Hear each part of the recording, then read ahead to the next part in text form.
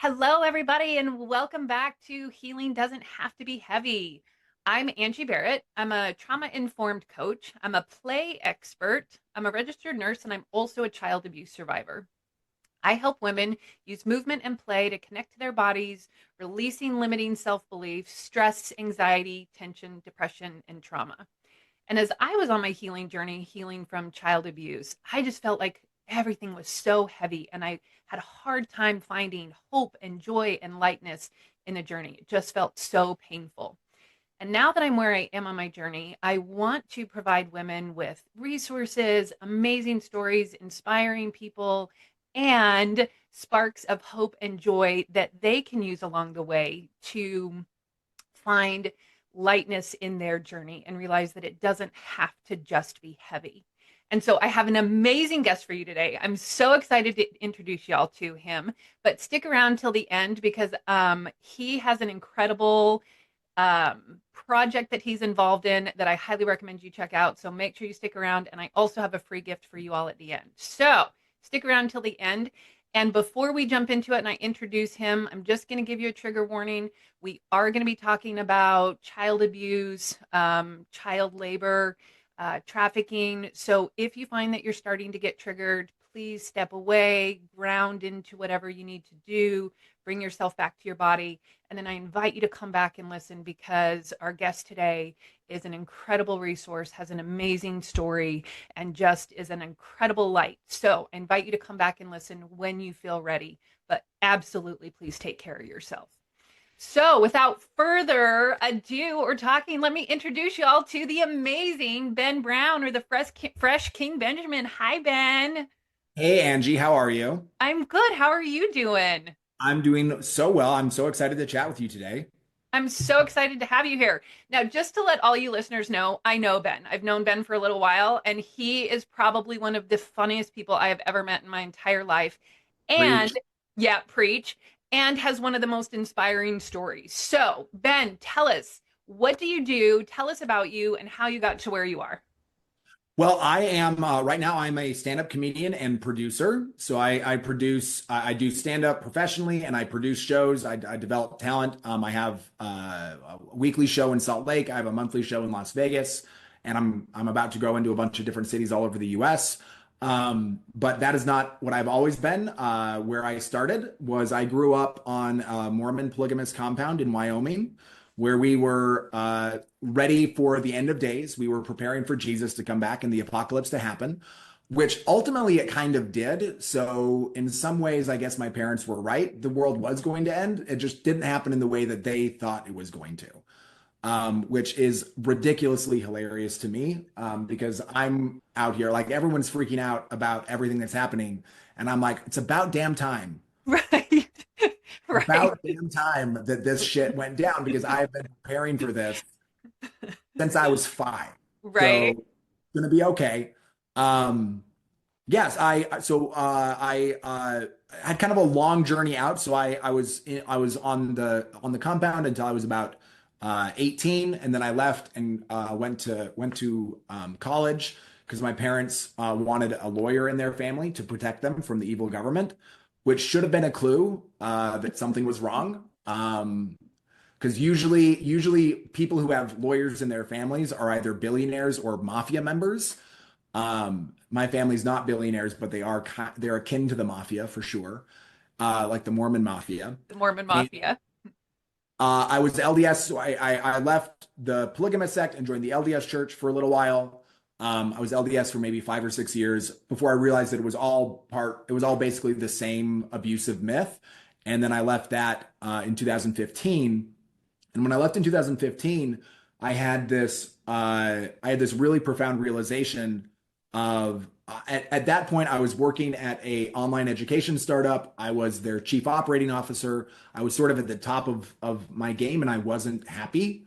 And what I realized is that because everything on paper looked great. Like I had a house, I had a couple kids, I had a wife, I had a successful career. But I felt like I was trapped in someone else's life. And I started to really get honest about what I felt. And what I realized is, as part of that, is I had this realization. I remember when I was at like this business conference in Atlanta, and I was just kind of walking around, and I was just asking myself, I was like, I should be happy. Why am I not? Like Hmm. this, everything on paper is great, but why do I feel the way that I feel? And I just had this realization, um, and it just kind of popped into my mind, and I was like, oh, I think I'm traumatized. Mm. I think I'm traumatized.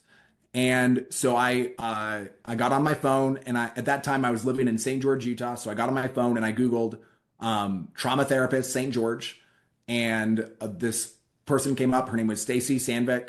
I gave her a call and I was like, "Hey, yo, I think I'm traumatized. Can I come talk to you?" And she was like, "Sure." And so I went and I just started talking to her.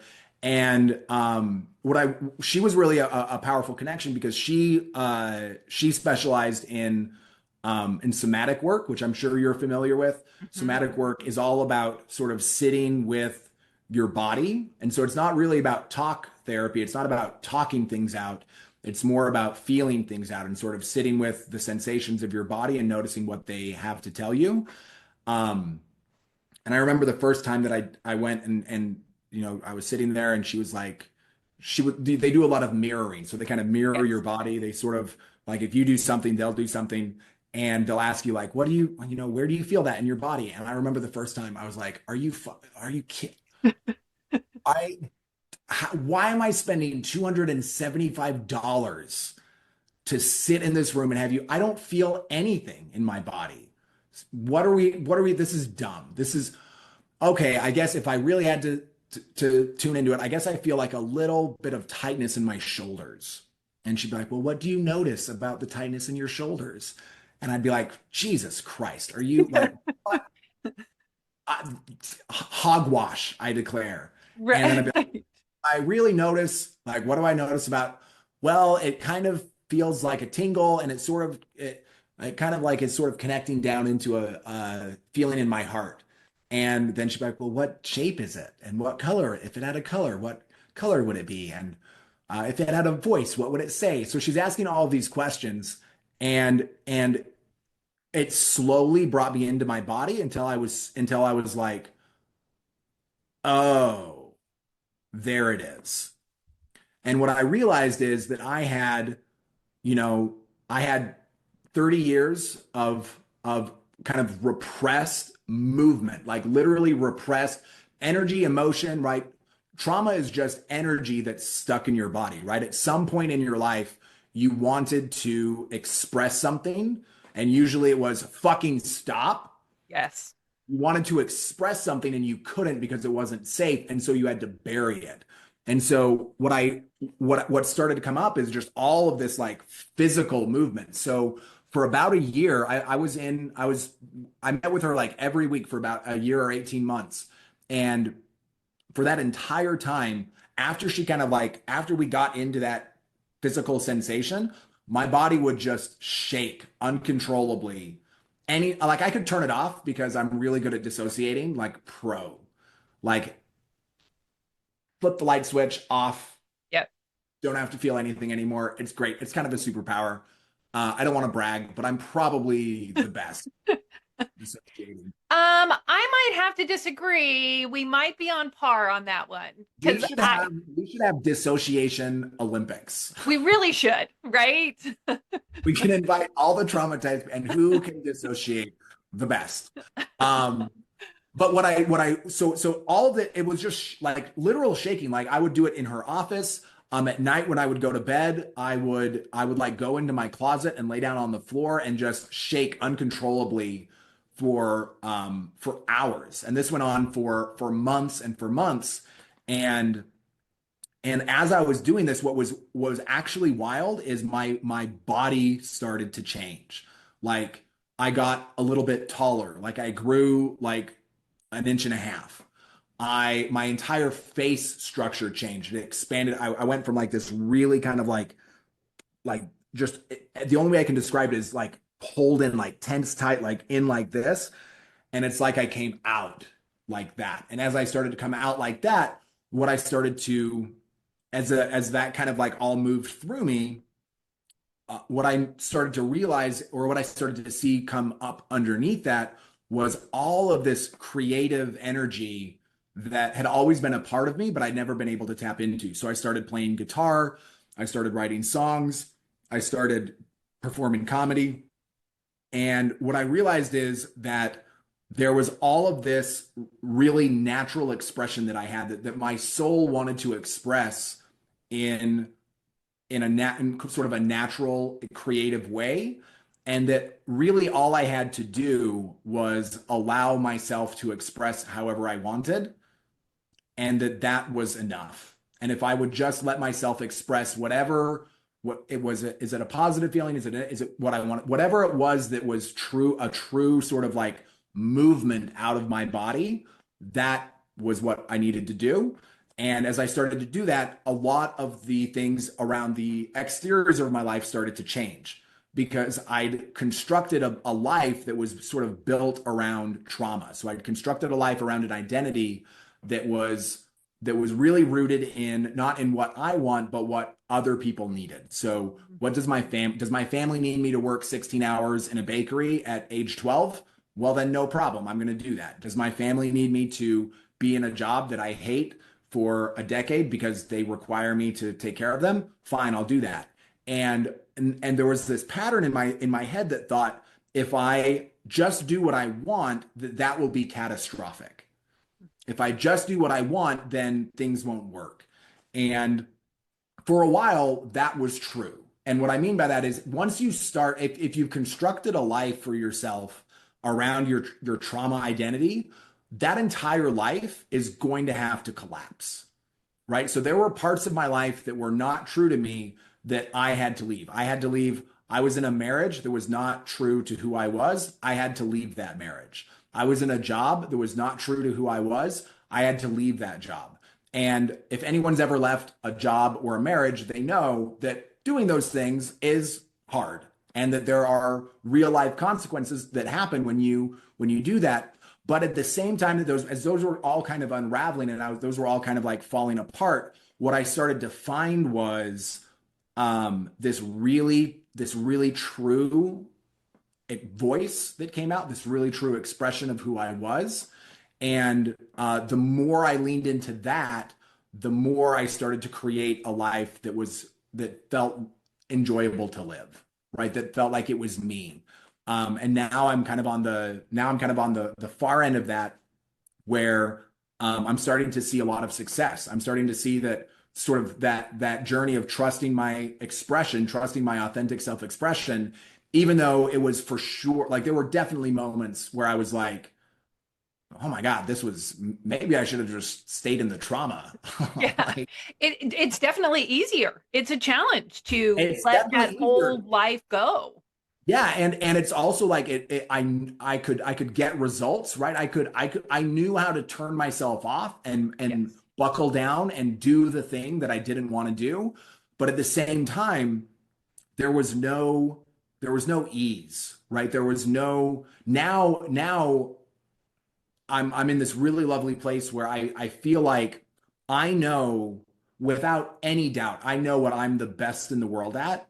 Mhm. And I know that if I do those things, I am going to be able to build a life that's authentic to me. And that doesn't mean that it's not going to be challenging. That doesn't mean that I'm not going to have to like really hustle. In fact, if anything, I have to work harder than I did before, but it's a different kind of work, right? It's a kind of work where it feels really tapped into my soul, and I enjoy it. And maybe the next level of that is, and I've also sort of found that when I really tap into what I want, and I've learned how to kind of focus on that, in a big realization that I've had in like the last year, is that once I really tap into what I want and the natural healthy self-expression, then I just focus on giving that away, and not in like a weird codependent, like I have nothing and I have to, but truly understanding that the way that humans are successful, the way that humans build wealth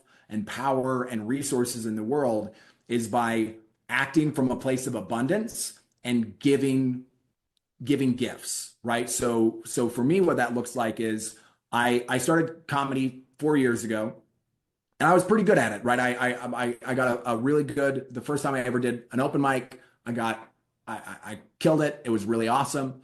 I was able to sort of develop an hour within a year, and within a year I was headlining. The first time I headlined, I sold out my show, and I just kind of kept doing my show, and it was working, but it wasn't happening at the pace that I wanted it to, and it wasn't happening at a pace that would allow me to sort of have that be the thing that was both my passion and it fed me, right? It Right. wasn't able to manage that.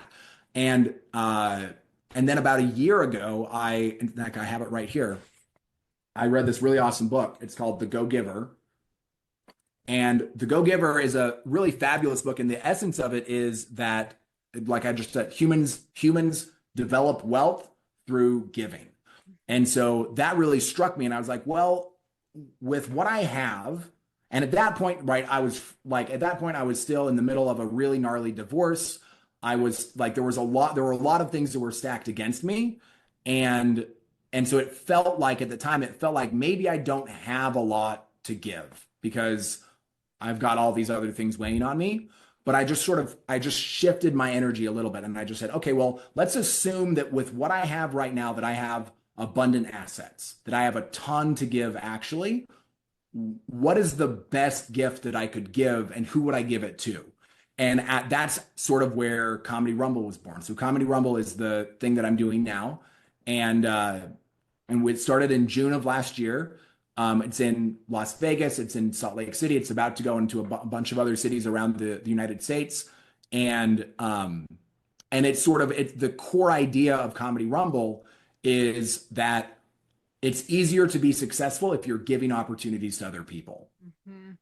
So it's not about me getting on stage. It's not about me giving my show. It's about creating opportunities for other comics. Because what it is it's a comedy competition show. So there's this whole demographic of comedians in any place where there's a local scene. There's a whole demographic of comedians they're sort of above open mic level, but they're not headliner level yet, right? So they're not doing it full time. They don't have enough pull to be bringing a big audience to see just them, but they're also sort of above the level of an open micer, and but they can kill for 10 or 15 or 20 minutes, right? They're super, super funny.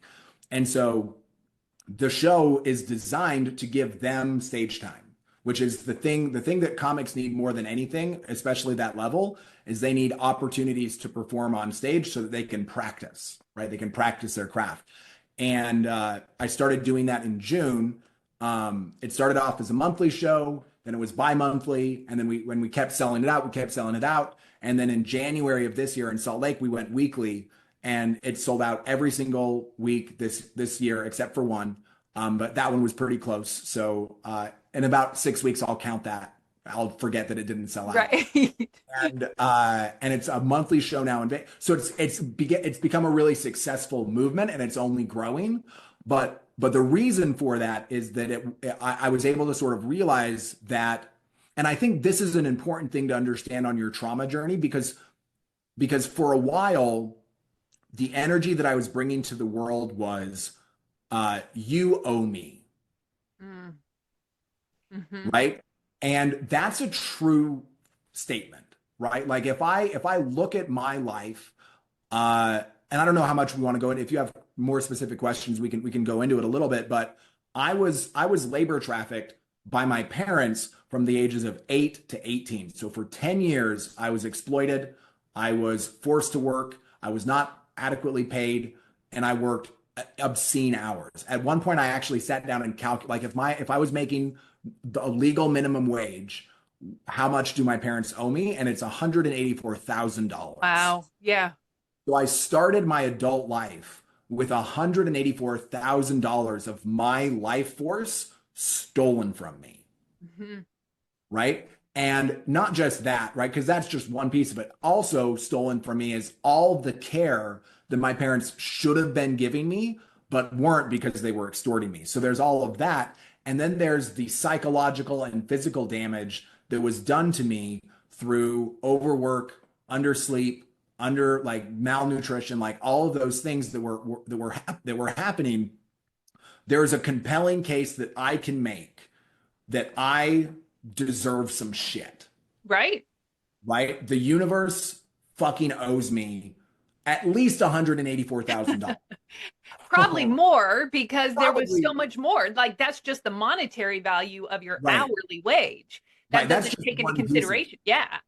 And for a lot of my heal for and that was sort of something that came out of therapy, right? As I was going to therapy, I sort of that's when I started making that list. That's when I really started to, and so there was a lot of anger, right? I was really angry for a while. And I think we chatted a little bit about this Yeah. before we started recording, but I really feel like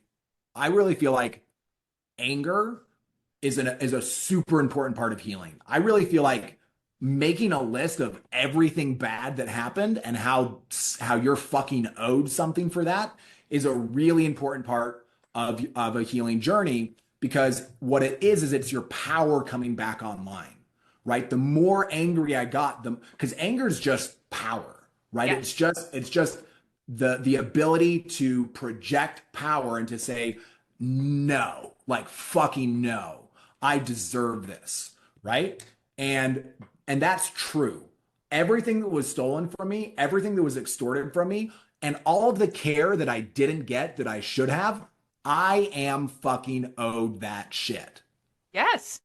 And this is where I think that this is where I'm really grateful that I was able to sort of make a shift in my healing, is that while that's true and while I can create that case, what that's doing to me, what that energetically means for me in the way I show up, is that I'm showing up in the world as demanding and entitled, and like the sense of like I'm coming to other people and I'm saying you owe me, Hmm. right? Because the energy that I'm projecting out is, y'all, look what happened to me and look what I'm owed. And the honest truth is that that's a gross energy to be around. And yet it's an important part of transitioning through the healing journey. I think that we do need to process that, feel it in order to let it go. Otherwise it does stay turmoil 100%. You got to churning get it in there. all up and out, right? And really, but the thing is like really what you got to do is you got to get it up and out and you got to see it. And then what you have to realize is nobody's going to give that to you. Nobody's going to give that to you. The only person that really can give that to you is you. Yes. And you're not going to be able to give that to yourself. You're actually not. What being in that energy is doing is it's keeping you stuck in an energy of of inaction and demanding, right? So you're saying pour Give. into pour into me, right? And if you bump up against, like if you go up, if you interact with other energetic beings, humans on this planet who are doing things, who are creative and abundant, and they can feel your energy, and your energy is just take, take, take, right? I'm owed, I'm owed, I'm owed. Those people, the people that are successful and are abundant and are creating, they don't want to engage with that energy. Hmm. I don't want to engage. Like if I run into a person and their energy is like I don't really want to, because I don't owe that person something. Yeah. I'm not the one that did that. And so what I realized is even though that was true, and even though it felt true in my body, it was also limiting me, Mm. right? It was keeping me stuck in this cycle of, and kind of a really childhood cycle, right? Of because children do that. Children are saying, "Hey, you've got to pour into me." So it's keeping me stuck in this childlike state where I wasn't able to actually step into the flow of life. And it turns out that the flow of life is actually supremely abundant. Hmm. The flow of life is you always have exactly what you need, but you have to step into that flow. You can't be sort of on the it was almost like there was a river of abundance that was just flowing past me, and I was on the bank with like my little pail, and I was just, as energy was, I was like, fill me up, fill me up. I don't you see how big my Wait, bucket is? wait, pay I attention to can. me. I demand to have this bucket filled. And again, very true, very authentic. And I'm glad that I was able to unearth that child that was able to sort of speak that.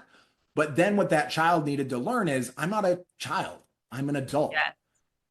And adults have to take action. And the action that you have to take that was really powerful from this book, The Go Giver, is you have to step into the way that you step into abundance is through giving, because it's all energy, right? So if you can step in, if you can give away the most abundant gift, and not in a way where I think a lot of maybe you and I have some similar Yeah. how giving works in Mormonism, which is I'm going to give you this thing, but there are all of these little things that are connected to it. That is not a real gift. A real gift does not contemplate return. Right. A real gift does not say I'm owed anything for this gift. A real gift is really about us as energetic, powerful, creative beings on this planet saying, I have something to offer the flow of life. And I'm so confident in what I have to offer the flow of life that I don't need anything in return, Hmm. because it is overwhelmingly abundant. I have everything that I need. And so the focus isn't on what I need. The focus is on what can I give, right? How can I show up in a way that is going to be the most abundant and the most beneficial and the most giving to my fellow beings? And once you do that, as soon as I did that, I remember like I read the book, and then it was like I read the book after I had my first Rumble, and I had another thing going at the time where I was doing like these neighborhood pop-up shows. So I had the Rumble going, and then I was doing these neighborhood pop-up shows, and the neighborhood pop-up shows were going pretty well. I'd had some a little bit of success there, but they'd also sort of hit a little bit of a snag where I wasn't quite getting people out to the shows as much as I wanted to. And so I read this book, and it was like, give away a gift if you want to kind of jumpstart the flow of abundance into your life. And I was like, okay, I'll try that. And so I got on my social media, and I got on like my email list, and I was like, hey everybody, I just read this book. It's called The Go Giver. And I'm feeling really grateful for, I think that like just a couple of days before, someone had gifted me a ticket to Burning Man too. So someone had just given me a pretty cool gift. Yeah. And so I'm feeling in this gifting energy. I'm feeling really abundant right now. And so I want to give the next neighborhood show that I do is going to be free. So I'm still going to sell tickets because I can only fit 69 people in this coffee shop where I'm doing them, but no charge. You got to register for a ticket, and that's it. And so I sent that out, and it sold out or gave out in 24 hours. Like within Wow. 24 hours, all of those tickets were gobbled up. And that it came, we had a great show. And then what happened after that is then that sort of tricked a little thing in my brain. And I was like, oh, okay. And then I saw this other opportunity. There was an apartment complex that was in my neighborhood. And I've been hosting like a community entrepreneurs group there for several months. And I went to them, and I was like, yo, I just had this really cool thing where I gave away these tickets for this show, and I got, 80 people to show up to this show. Would that be something that you guys would be interested in? Because I knew that they were a new complex, and they wanted to kind of make a splash in the community. Hmm. And so I was like, would you guys be interested in giving away a comedy show to the community? It's only $1,500, and you can give it away. And they were like, yeah, they said yes, no problem. They immediately wrote me a check. And it was the exact amount that I'd given away, right? The exact amount that I would have made from the gift immediately came back to me. And then I was like, oh, okay, I get it. It's a flow, and it's a flow that really has to start from you, right? If Because life, I one of my favorite quotes that I've heard recently is that you have to realize that life isn't coming at you, life is coming from you. Mm. And so, however, if you understand that your life is coming from you, then you understand that in order to step into this abundant flow of resources and abundance and wealth and prosperity that's all around us all the time, the first step is you have to put it out there, right? You have to go and you have to go and can't be tied to it. You can't be, it has to be an abundant gift. And then it can't help but come around. And then after that, that's when the Rumble started to really take off. And again, the focus for me in the Rumble was giving opportunities to comics. And so the more that I stayed laser focused on, I'm giving this really cool gift to these comics who would not otherwise be getting stage time on weekends, right? It's almost impossible when you're a young comic starting out, it's almost impossible to get on a weekend stage. And every weekend, I was giving 8 comics the opportunity to be on a weekend stage. And it's just started to flow. And the really cool thing that happens when you start giving is good for other people and it's good for you. So I'm giving away this cool opportunity for comics every week on stage, and it's good for them. And then I'm also in the middle of that. Yeah. Right? I'm hosting it. I'm the face of that. I'm the most consistent thing about that thing that's happening. And so that's building my profile, right? That's making me more public. That's giving me resources in abundance. And then the more that I focus, so it really is just this stream of energy that's moving, but it has to start with you. And for me, it really had to start with letting go of this old pattern that wasn't even a bad pattern. It wasn't an untrue pattern. It just was a pattern that didn't serve me anymore. And the pattern was universe, parents, God, whatever, you owe me. You owe me. So Ben, I'm gonna ask you a question. How do Yeah. you recommend people start doing that when they're kind of in the throes of their trauma healing journey? Because you and I have talked about this historically. When you're in the throes of your trauma healing journey, sometimes it's really hard to even just get out of bed, let alone this idea of giving to somebody. I can see that just being like, oh my God, I cannot give one more thing away. I can't even get out of bed. So how would you recommend somebody who doesn't feel like they have anything to give start to explore this idea? So I would say, number one, stay in bed as long as you need to. Mhm. Right? There's no problem saying.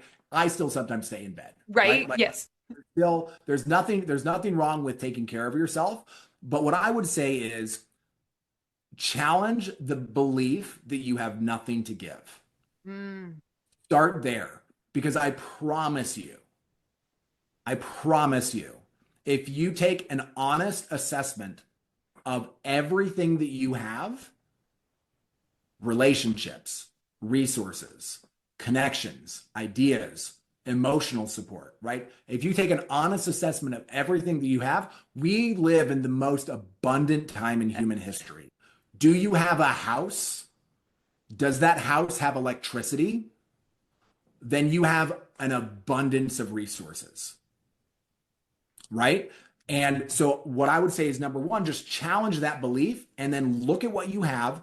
And it doesn't have to be a huge gift, right? It doesn't have to be a gigantic, huge, like literally some days I'll wake up and I'll just be like, oh, I'm not feeling the flow of it. And then I just think, okay, well, how can I give something to someone today? And Hmm. maybe it is maybe it's one great example is because I work with a lot of comics on the Rumble, I've got a lot of comics who are in my inbox, or I got a lot of comics who are talking to me. And so maybe it's just giving someone some feedback on one of their sets, Mm. right? So maybe it's saying, hey, send me a clip of what you did last night on stage, and I'll give you some feedback on it, right? That's an easy gift that costs me that I don't have to pay anything, right? I think that we sometimes get stuck and we think gifts have to be monetary. Our energy is a gift, right? Maybe it's an introduction, right? Just this week, I connected with I'm part of a professional networking group called BNI, and so I had a conversation with a lady from Canada who's also a member of BNI, and I just part of that is she asked me what I needed, and I asked her what she needed, and what she needed was she wanted to talk to a couple of people in Utah who sell insurance, and I happen to know 3 or 4 people who sell insurance in Utah. And so a gift that I gave this week is I went to those people and I said, hey, I had this conversation with this really cool lady from Canada. She was really helpful to me. It was really worth my time to have a conversation with her. would you be interested in a conversation with her? And they said yes. And then I said, hey, person, meet this person. Hmm. Congratulations, you just met a cool person. Here you go, right? There are so many things that we have, relationships, experience, even just holding space. Maybe there's a friend of yours that's feeling really low, and you can authentically give some emotional support. Now, the key is, and this is where you have to be really honest with yourself, is you cannot give from your scarcity. You cannot give from a place of, oh, this better work. I better get the thing that I need, Right. right? You have to really ground in, I have everything that I need right now. I have abundant resources.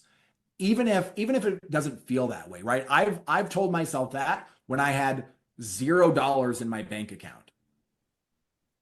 $0 in my bank account and not a clear idea of where the next dollars were going to come.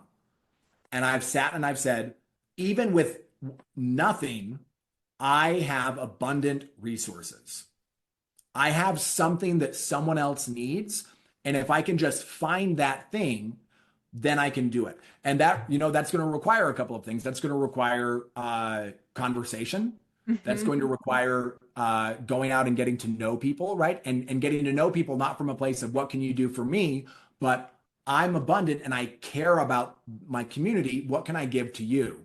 Right. So it's going to require you to actually, get out and sort of start to take action. But that's the thing that you need. The only person that is going to save you from your trauma and from the bullshit programming that trauma has done in your brain, because trauma has told you what trauma has really told you is you cannot get the things that you want and need, And you right? don't deserve those things. And you don't deserve those things, right? And the only way you're going to get out of that mindset is by taking action. You're not going to think yourself out of that mindset. You're not going to feel yourself out of that mindset. Even though it feels really good to sleep, you're not going to sleep your way out of that mindset. The only way you're going to get out of that mindset is through taking action.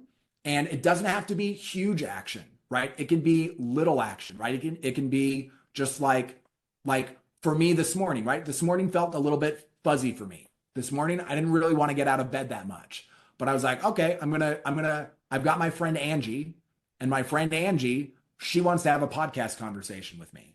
So, do I have the ability to talk? Yes, I do. Do I have the ability to, can I, from the abundance of my resources, can I climb out of my bed and walk down the stairs and get on my computer to have a conversation with Angie? I can do that. And now I'm here. Yay! Thanks, Now I Ben. have action, and now it's flowing, right? And so it doesn't have to be overwhelming. It doesn't have to be huge, but it does have to be deliberate, right? You do have to, and I say this with like all of the love and all of the real, and like, don't get me wrong. I get it. Hmm. I get what trauma is, and I get the way that it impacts your nervous system, and I get the way that it creates this feeling inside of you that all you want to do is burrow down into this ball and cover yourself up with everything and never see the light of day again. I get it. Nobody is coming to save you, Yes. because the truth is no one can save you, because the real truth is you never needed to be saved. You just needed to express yourself. You just needed to be you. And so the real lesson isn't in trying to like think or feel, or and it's really just about letting your body feel those things and then saying, "Okay, body, I'm an adult, I'm in charge, and we're going to go do some things." And I know you don't feel like doing this right now, and that's fine. You can it's okay to not feel like you want to do these things right now, but I know that if I take action, and especially if that action uh is motivated towards giving something, because giving, what giving does, this is the thing that I wish I would have understood And I don't know that I wish I would have understood sooner because, everything happens at the time it's supposed to happen. But the thing that really, the realization that really changed things for me is understanding that giving does not take away from me. Hmm. Giving, giving is the first step towards stepping into that stream of life, right? It's putting down my bucket and actually stepping into the river and realizing that the river is so much more powerful than I am. Hmm. That I don't actually have to swim. I can just Float along.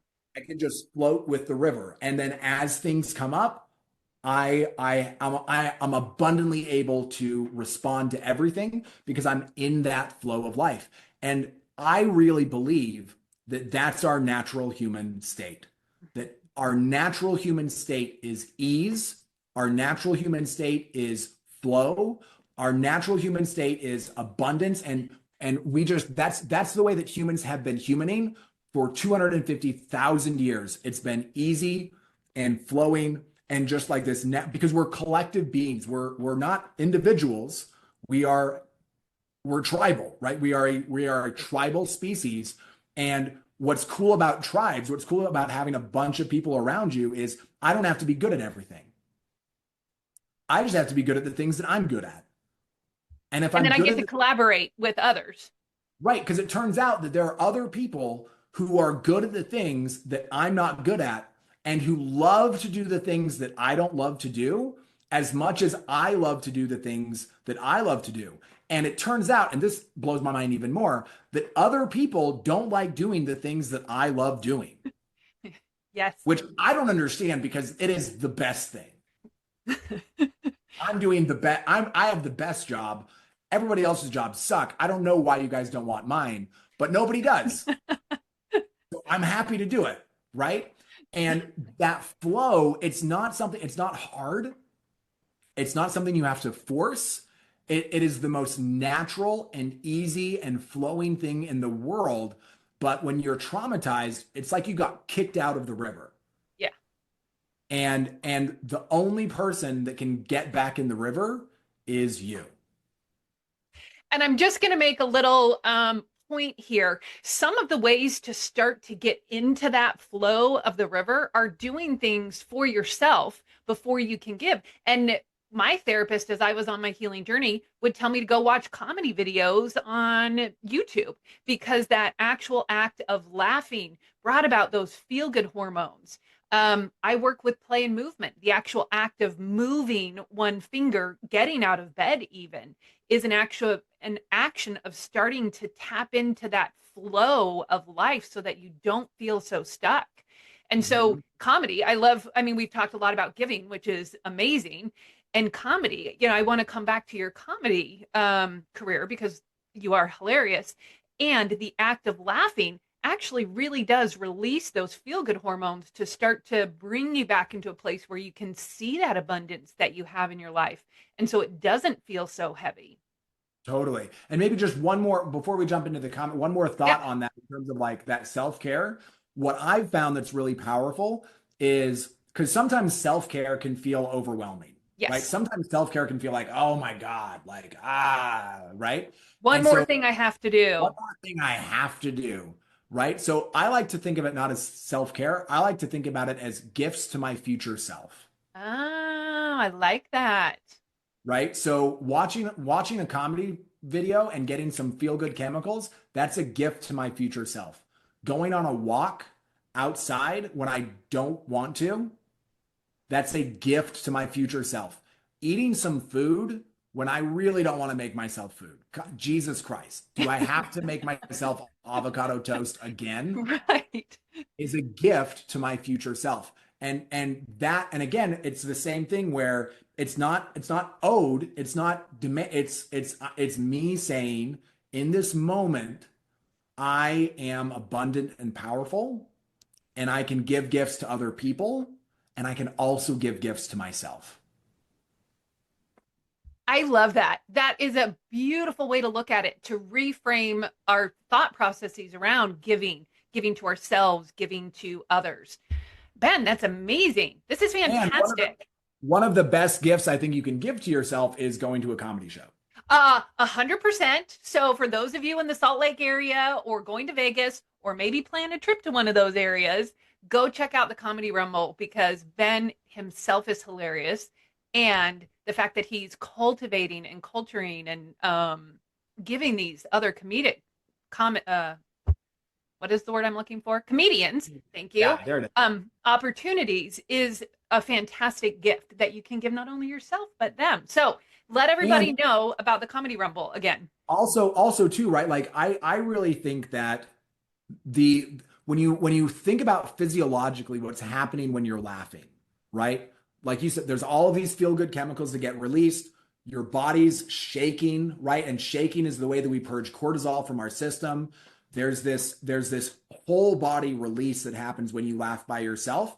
And I really want to encourage, like, definitely try watching comedy videos at home, but go to a club and go experience laughter with a bunch of people, because when you get into a room with a bunch of other strangers, and especially people who are on trauma journeys, they often feel really lonely, Yes. right? And it can feel really difficult to bridge the gap. Like, that social isolation can sometimes feel impossible to bridge. And comedy is great because you can go be in a room. It's dark. You don't have to interact with people if you don't want to. You don't have to have conversations with people, but you get to be in the energy of other beings, and you get to sync up with them, and your heart rate will sync up with them, your breathing will sync up with them, your laughing will sync up with them, and you'll have this really beautiful cathartic experience together where it can sort of be a nice bridge between the isolation of trauma and then like the socialization of healing, where you get to kind of experience a lot of the benefits of being with other people, but you don't have to, like, I know that it can just be sometimes daunting to like talk to people. Like, you go, how do I meet? I don't know. I'm going to go out and I'm going to have a conversation with someone, but all I want to talk about is my, whatever it is. Right. Just go out, sit with those other people, enjoy the show, like get those because it's powerful. And especially now, right? Like, I think that the world that we live in is insane, and getting more insane by the day. And so I can't really think of anything more important to do, because part of that insanity, part of what is trying to happen on a national level right now is there are powers that are trying to divide us, right? There are powers that are trying to make us enemies of each other. And there's nothing like getting into a room with a bunch of strangers and laughing to make yourself remember that we are not enemies, that these are our people. All of these are our people. And the only enemies that we really have are the people who are trying to make us enemies of ourselves. Fuck those people. Fuck those people. But come and be with the other people. And a lot of times, like, just on the idea of like comedy and the power of comedy, I a lot of people talk about making light. So they'll sometimes comedy gets a bad rap, or humor gets a bad rap. They'll say you shouldn't make light of things. And that to me is a hilarious thing to say, because I can't think of a more beautiful expression of what comedy and humor is than making light, Mhm. right? It's about going into the dark places and getting right up close with some of the more tragic parts of our collective experience, and then saying, yeah, but did you think about this? And it's making light where there's darkness. And what could be more powerful? What could be more powerful in healing from trauma? What could be more powerful in healing our divided and aggrieved country than going into the darkness and making light of it? I love that. And I love that you say that. And so it's interesting. Ben and I have very some similar childhood traumas. And one of the first shows I went to of Ben's, he was making jokes about some of our both collective trauma. And at first I felt this kind of grippy sensation, like, oh my God, like looking around to see, was lightning going to strike, or, something to that effect. And the more I was able to relax into it and laugh at the things that Ben was making jokes about, the more I was actually able to release. I was really surprised at how much I was able to release of the trauma that I was holding on to just by laughing at the comedy Ben was telling. And it was really, really powerful for me to If you can experience laugh that. at something, if you can laugh at something, it doesn't have power over you anymore. Yes. Right. Yes. One of my favorite social scientists, his name's Martin Seligman. He's like the leader of the positive psychology movement. He wrote this. I have this book on my bookshelf. It's this huge, thick textbook. It's called On Character, Strengths, and Virtues. And basically, what this guy did is he led a team of like 50 social scientists, and they reviewed every major world religion, every all major forms of philosophy, like all branches of human thought. And the question that they had was, are there common human values and can we categorize them? Which is super nerdy. I love Mm-hmm. that. And and they categorized and they said their answer was yes. And then they categorized all human virtues under these different value buckets. So like what there are values of courage, there are values of humanity, and there are values of transcendence. So the transcendence is sort of a bucket that other virtues fall under. And transcendent virtues are things like awe, Mm. right? When you experience awe, that's a transcendent virtue. When you experience appreciation of beauty, that's a transcendent experience. And then one of the virtues that they placed in transcendence was humor. Really? Humor is a transcendent virtue because what humor does, and the cool thing about, and this is so true, like I think just like last weekend at the Comedy Rumble in Salt Lake, one of my friends came. He's been a good friend of mine since I started comedy, and right now he's just getting his ass kicked by life. He had cancer and he beat it, and then it came back, and when it came back, it got into his spinal cord. Wow. Lost the use of his legs. He lost his apartment. He's living in a nursing home. Like he is getting life is just railroading him right now. And the worse things have gotten for him, the funnier he's got. Really? And he came out to the Rumble and he's in a wheelchair. He's got fucking oxygen. Got oxygen tubes and like it's attached. And he had to be wheeled up to the stage and he just crushed. He won the Rumble. And it was just, to me, it was such a powerful testament of humor as a transcendent value. Because if I can laugh at something, that means that that thing is here and I'm now here. So, and the cool thing about humor is that it does not matter how heavy the thing is. What humans can always do is we can laugh, and as soon as we laugh, we're on top of that thing. Am I dying right now? Okay, cool. Let's find something funny about that. And as Hmm. soon as I find something funny about that, suddenly death is not my master. Suddenly death is my bitch. Right. And we can That's do that in all different with all different kinds of things. And that's why I think humor is such a powerful human tool that we use. Ben, I love it.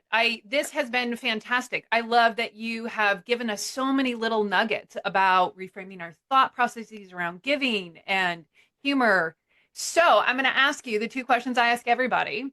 If you could change, and you kind of touched on this a little bit and then veered away, but if you could change one thing about your healing journey, if you could wave a magic wand, change one thing, if anything, what would you change? So I like this question, and I think that the insight that was the most powerful for me was definitely the one that I shared around that life is coming from me, and that the way to Yeah. sort of immediately change my state is through giving. But I don't know that I would wave a magic wand and say like realize that sooner because that realization came exactly when it needed to, Yeah. right? It came exactly when it needed to. And I think what I would say to people who are on their journey is everything will come to you exactly when you need it. You don't have to force it. You don't have to worry. The universe is very generous. It will keep you learning. It will keep you in the same patterns until you're done with those patterns. And then you'll have the insight that will move you to the next level. and you don't have to rush it. You don't have to force it. It will just naturally unfold, and it will naturally unfold in the way that is the most attuned to the way that your life is going to go. You're gonna have to, like, I had to have a certain amount of time down in the depths, Yeah. like rolling around in that, because that was what my soul needed. That's what my soul demanded. And so I got that. And then as soon as I was done with that, then I had the insight and then I could rise up. So I don't know that I would change anything. I would definitely pinpoint that as like a really powerful insight. But I don't know that it would have been as powerful had it come sooner. Come sooner. I get that. I understand that. So then the kind of the opposite, if you and I could sit down and talk in 12 months, where would you want your healing journey to be that it's not now? I think just more. I think just more of where I am right now, right? So I sort of someone drew a really cool thing that I loved, which was they sort of said, I don't know that this will be quite as like powerful because I can't quite draw it, but do you see like that little spiral? Yes. And for those of you that aren't watching the video, it's one of those kind of, it looks like the snail Yeah. spiral, kind of infinity type spirals. So often we think of one of the things that's sort of frustrating sometimes about healing is that it seems like we are learning the same lesson over and over and over again. Yes. And it feels like we are just going in circles. But what I loved, this is one way to look at it, but and this is where I can't really draw. But if you take this and you turn it on its side, what you see is actually an upward spiral. Oh, So yeah. that I don't know that I'm going to be that much different a year from now. I'm probably going to still be learning the same lessons, but I'm going to be elevated, right? So it's not about it's because it's still me, right? It's still the same Yeah. patterns, it's still the same things that I've got to work through, but now it's at a higher level. So 12 months from now, I hope that I hope that I'm still learning how to give abundant gifts to people. I hope that I'm still learning how to um, take care of myself and give gifts to myself that are grounded in what I need. And I hope that I'm still out creating something cool and abundant and generous for the world around me, because that's the way that I want to show up. I want to show up. I don't particularly care about, like, especially as Mormons, we grow up with this idea of legacy. I Yes. don't particularly care about being remembered. I think that's like the idea that little this little person on this tiny little planet in the middle of buttfuck nowhere Milky Way Right. that I deserve to be remembered is, I think, silly. Um, so I don't, but what I do care about is I don't really care about what happens after I die. I don't really care about the future. Um, what I do care about is very much is the world, right? There are people right now who need my help. And there are people right now who would be, their lives could be better if I can show up in the abundance of my soul and my spirit and give the most generous gifts possible. And that's what I'm committed to do. I'm committed to, I can't change the whole world, but there's a world that I have a lot of power in, which is my world. And I hope that that a year from now that I'm still engaged in that, in deliberately putting my energy into creation that makes things better for people. And I hope that if there's any kind of legacy that I have, I hope that I just inspire people to do that, because I think that in so many ways we've ceded our power, and it's time we take it back and realize that all of us are abundantly powerful beings, and that if we just look at our immediate world and say, how can I make this a little bit better, there are a lot of really cool things that we can do.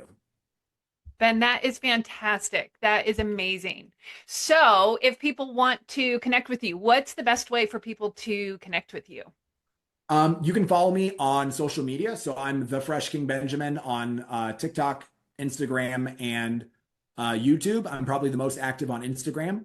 And if people are in Salt Lake or in Las Vegas and they want to come to a comedy rumble, they should check out. Those are both both of those shows are happening at the at the Wise Guys Comedy Club. So if you go to wiseguyscomedy.com, you can get tickets for those. And like if you're in Salt Lake, they're happening every weekend. We've got a banger show coming up on Saturday. Um, and it's really every weekend that they're happening in Salt Lake, and then about once a month in Vegas. Although that's going to be shifting here in the next couple of months. We're going to make that weekly as well. Um, yeah, and those are probably the best ways to keep in touch with me if people want to. Amazing. We'll drop all that in the show notes. So definitely, if you're in the Salt Lake or Vegas area or making a trip, go see the Comedy Rumbles. Check out Ben at the Fresh King Benjamin. He is amazing. And Ben, thank you so much for coming and talking with us today. This has been really powerful, and I'm so grateful to you. Yeah, absolutely. I'm grateful for the opportunity to talk because it's my favorite thing to do. All right, listeners, thank you so much for joining us today on the Healing Doesn't Have to Be Heavy podcast. I'm also dropping in the show notes a link for my free, short, less than 5 minute movement sequence that you can do when you're feeling like you just need something to give. It's a great way to release, to find some calm in your body and start to look at the abundance that you do have in your life by shifting that energy. So grab that. And until next time, I hope you have a great day, everybody. Thanks for tuning in. Bye.